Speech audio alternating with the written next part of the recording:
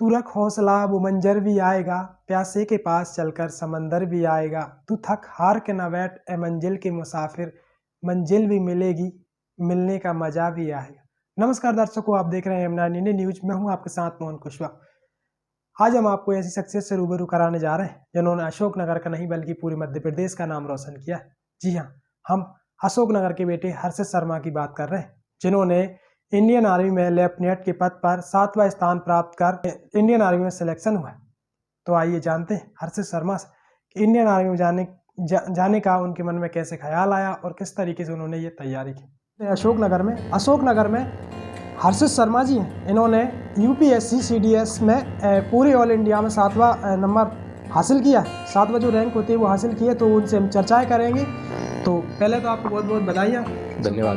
तो हम आपसे जानना चाहेंगे आपको ये इंडियन आर्मी में जाने का ख्याल मन में कैसे आया कि मुझे इंडियन आर्मी में जाना है? देखिए, ऑल इंडिया रैंक 7 आई, वो तो बाद की प्रोसेस थी। फ़ौज में जाने का मेरा विचार बहुत पहले से नहीं था कि बचपन से मुझे फ़ौज में जाना था। तो ये ग्रेजुएशन की बात है, जब मैं ग्रेजुएशन अपनी कंप्लीट कर चुका था और मैंने विचार बनाया था कि मैं सिविल सर्विस की तैयारी करूँगा। तो सिविल सर्विस की तैयारी मेरी चल रही थी मध्य प्रदेश PSC की, और तैयारी के साथ साथ और भी काफ़ी एग्ज़ाम्स मतलब माइंड में पता रहता था कि कौन कौन से एग्ज़ाम होते हैं। UPSC CDS का कोई भी ऐसी जानकारी नहीं थी, और ना ही डिफेंस में या फ़ौज में जाने का मेरा कोई ऐसा विचार था। उसके बाद कई ऐसे इंसिडेंट हुए, जैसे कि आप देखें कि हमारे शहर में इंदौर में आए थे एक बार। एक पठानकोट एयरबेस अटैक हुआ था। वहाँ के जो फाइटर थे वो कि गरुड़ कमांडो थे, उनसे मिलने का एक मौका मिला था। सूबेदार major and honorary captain Yogendra Singh Yadav Paramvir Chakra, वो एक बार इंदौर में उनका एक 26 जुलाई कारगिल विजय दिवस के दिन का कार्यक्रम था। तब उनको देखा था, उनको सुना, उनसे हाथ मिलाने का मौका मिला। उसके अलावा भी बचपन में देखा जाए तो हमारे जो पछाड़ी खेड़ा चौराहे पर जो सेकंड लेफ्टिनेंट राणा शशेंद्र सिंह वीर चक्र जी हैं, उनकी जो मूर्ति है, तो मैं मेरे फादर से पूछता रहता था कि ये कौन है, इनकी मूर्ति क्यों लगी हुई है। तो फादर ने उनकी स्टोरी बताई थी कि 1965 के भारत पाकिस्तान के युद्ध में कैसे उन्होंने एक बहुत ही अहम भूमिका निभाई थी, और उसकी बहादुरी के लिए उनको वीर चक्र से सम्मानित किया गया था। तो फिर कहीं ना कहीं धीरे धीरे ये चीज़ें बिल्डअप होती गई, माइंड में एक बना कि नहीं यार, एक फ़ौज भी एक है जिसको मैं देख सकता हूँ। उसके बाद यूट्यूब पे डॉक्यूमेंट्री वगैरह देखी कि ट्रेनिंग कैसी होती है, उनकी लाइफस्टाइल कैसी होती है, कैसे रहते हैं वो क्या। तो फिर एक मन बन गया कि हाँ, भारतीय सेना में मुझे जाना है। फिर मेरा जो फोकस था वो MPPSC से मैंने फिर शिफ्ट करके मैंने फिर डिफेंस की तरफ किया और डिफेंस को प्रिपेयर करना स्टार्ट किया। अच्छा, आपने तैयारी की बात करें तो आपने 12th के बाद ही मन बना लिया था क्या? फिर आपने किस तरीके से तैयारी की, इसके बारे में थोड़ा विस्तार से बताएंगे, क्योंकि जो फौज में जाने की तैयारी कर रहे हैं तो आपसे मोटिवेशन होंगे। तो जिस तरीके से आपने तैयारी की तो आप उनको बताना चाहिए। देखिए, 12th के बाद अगर कोई भी बच्चे हैं जो कि फ़ौज को ज्वाइन करना चाहते हैं एज एन ऑफिसर, तो दो आपके लिए एंट्री होती हैं। ये आप डायरेक्ट एंट्री जा सकते हैं, TES बोलते हैं जिसको, टेक्निकल एंट्री स्कीम बोलते हैं। अगर आपकी 12th में फिज़िक्स और मैथमेटिक्स आपका सब्जेक्ट है और आपकी 84% से ऊपर आप स्कोर करते हो, तो आप direct entry technical entry scheme से जा सकते हो, जो कि आपको परमानेंट कमीशन देगी फ़ौज में। उसके अलावा UPSC एग्ज़ाम कंडक्ट करती है NDA का, नेशनल डिफेंस अकेडमी का। वो एग्ज़ाम आप दे सकते हो। 16.5 से 18.5 साल तक की एज का आपको क्या बोलते हैं, एक टाइम लिमिट मिलता है जिसमें आप एग्ज़ाम दे सकते हो। अगर आपका ग्रेजुएशन के बाद अगर ज्वाइन करने का मन है, अगर ग्रेजुएशन के बाद आपको लगता है कि मुझे फ़ौज में जाना है, तो उसके लिए कई एंट्रीज़ होती हैं। अगर आपने इंजीनियरिंग की है तो आप TGC एंट्री से जा सकते हो, टेक्निकल ग्रेजुएट कोर्स, जो कि आपको IMA में एंट्री दिलाता है। उसके अलावा एक SSC टैग होता है, short service commission technical entry, जिसकी ट्रेनिंग OTA गया में, OTA चेन्नई में होती है, हमारे साथ ही ट्रेन करते हैं। उसके अलावा UPSC CDS के थ्रू आप जा सकते हो। Indian navy, Indian army, Indian air force, तीनों में से किसी एक में जाना चाहते हो। स्पेसिफिक आपको अगर एयरफोर्स में जाना है तो उसका एग्ज़ाम एयरफोर्स खुद कंडक्ट कराती है, FCAT बोलते हैं जिसको।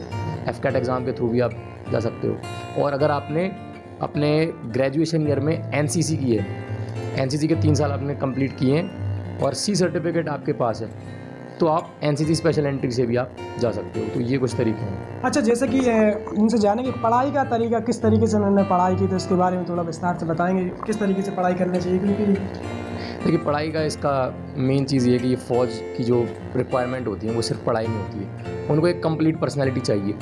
आप पढ़ के रिटन एग्ज़ाम तो निकाल दोगे यूपीएससी सीडीएस का, जो कि मैं हर बार निकाल देता था। इसके बाद की जो प्रोसेस होती है, जो एसएसबी होता है, सर्विस सिलेक्शन बोर्ड, जो 5 दिन का जो इंटरव्यू होता है, वो थोड़ी टफ चीज़ होती है। ये भी नहीं कहूँगा कि बहुत टफ होती है, कई लोग ऐसे हैं जो पहली बार में भी निकाल देते हैं। मुझे 7 अटैम्प्ट लगे, क्योंकि मैं उस परिवेश, उस पृष्ठभूमि से नहीं हूँ कि मुझे स्टार्टिंग से पहले से इसकी ट्रेनिंग मिली हो या मुझे इसका पहले से एक नॉलेज रहा हो।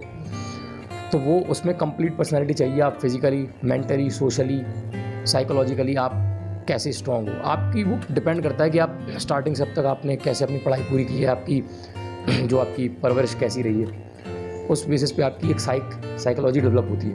अच्छा, 7 बार आप मतलब इसमें निकल नहीं पाए, तो आपके मन में ये नहीं आया कि मुझे ना ये छोड़ देना चाहिए और कुछ कर लेना चाहिए इसकी बजाय, ऐसा आपका मन में? नहीं, मैं जब पहली बार जब मैं कॉन्फ्रेंस आउट हुआ तब थोड़ा बुरा नहीं लगा, क्योंकि वो मेरे लिए पहला एक्सपीरियंस था और तब तक उतना स्ट्रॉन्ग माइंडसेट भी नहीं था मेरा कि फ़ौज में जाना है। फिर जैसे जैसे आगे टाइम बढ़ता गया तो मैंने फिर उसको माइंड में बना लिया कि नहीं, करना है तो कुछ भी करना है।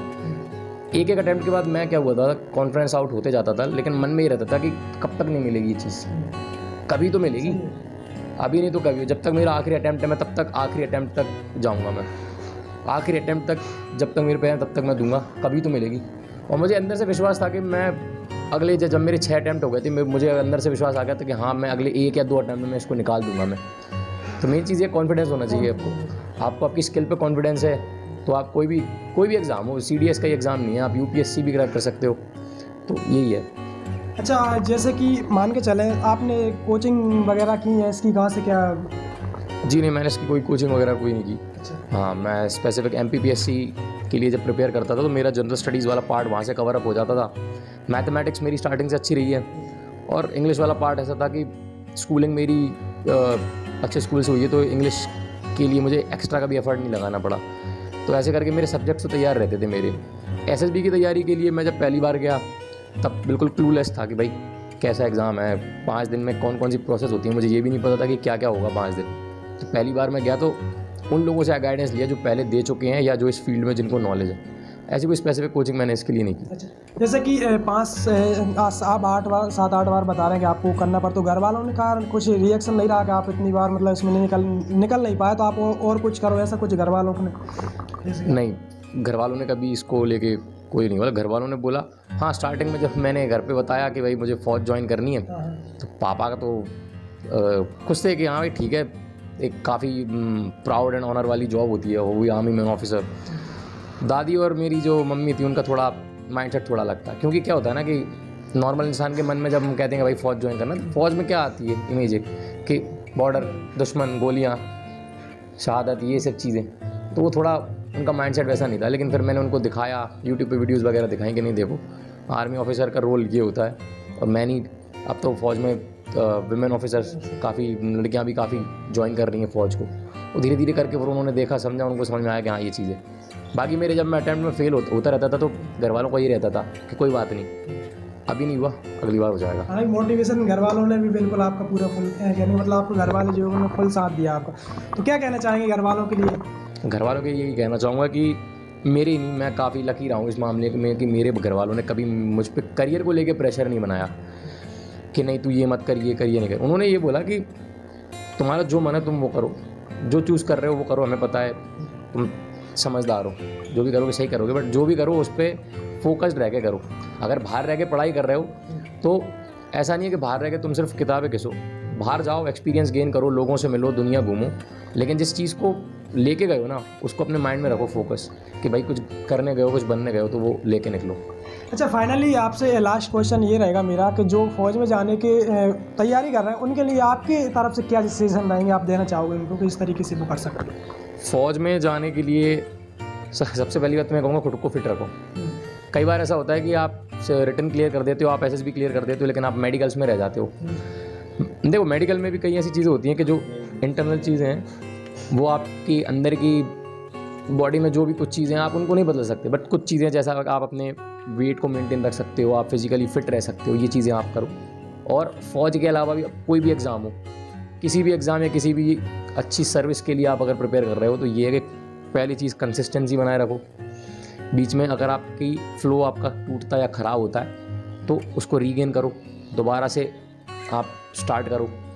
और दूसरी चीज़ ये है कि अगर आपके मर्ज़ी के मुताबिक आपको रिज़ल्ट नहीं मिल रहे हैं, आप अटैम्प्ट दे रहे हो, आप सोच रहे हो कि मैं एक बार में क्रैक करूँ, नहीं हो रहा है, तो होपलेस मत हो, क्योंकि लिमिटेड सीट्स होती हैं और उसको क्या बोलते हैं, टारगेट करने वाले बहुत सारे एस्पिरेंट होते हैं, लाखों एस्पिरेंट हो रहे होते हैं, तो सीट तो किसी लिमिटेड वो 200-250 पे मिलेगी ना।